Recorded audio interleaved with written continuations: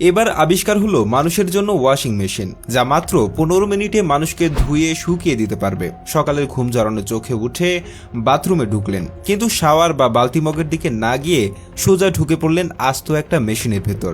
বোতাম চাপতেই দরজা বন্ধ হয়ে গেল, আর কয়েক মিনিটের মধ্যেই ঝকঝকে পরিষ্কার হয়ে গা শুকিয়ে একদম ফিটফাট হয়ে বেরিয়ে এলেন। গল্প মনে হচ্ছে? জাপানের প্রযুক্তিবিদরা কিন্তু এই গল্পকেই সত্যি করে ফেলেছেন। তারা এমন এক যন্ত্র তৈরি করেছেন যাকে বলা হচ্ছে মানুষ ধোয়ার ওয়াশিং মেশিন।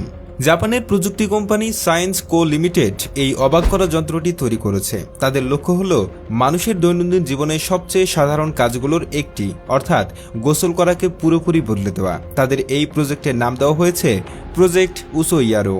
এই যন্ত্রটি মাত্র 15 মিনিটের মধ্যে একজন মানুষকে পরিষ্কার করার পাশাপাশি শরীর শুকিয়েও দেয়, ফলে গোসলের পর গা মোছার জন্য তোয়ালে আর কোনো দরকারই পড়বে না। যন্ত্রটি দেখতে অনেকটা সিনেমার দেখানো ভবিষ্যতের কোনো মহাকাশযানের পডের মতো দেখতে।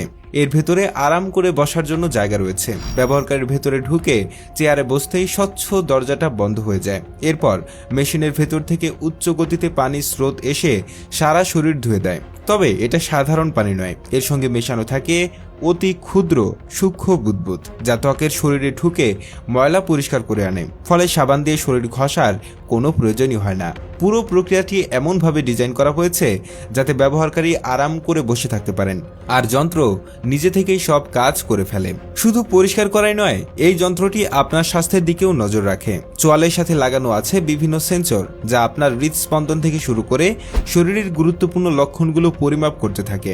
কৃত্রিম বুদ্ধিমত্তা বা এআই প্রযুক্তি দিয়ে এই সেন্সরগুলো নিয়ন্ত্রণ করা হয়। যন্ত্রটি বুঝতে পারে আপনি কতটা চাপমুক্ত বা রিল্যাক্সড অবস্থায় আছেন।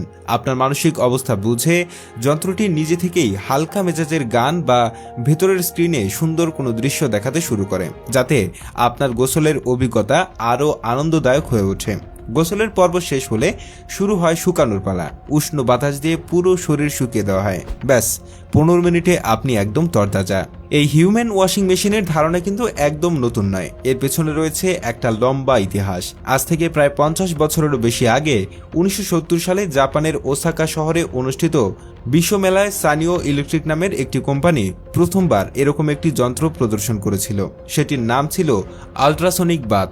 সেটিও স্বয়ংক্রিয়ভাবে মানুষকে গোসল করিয়ে দিত। তখনকার সময়ে এই ধারণাটি ছিল বৈজ্ঞানিক কল্পকাহিনীর মতো।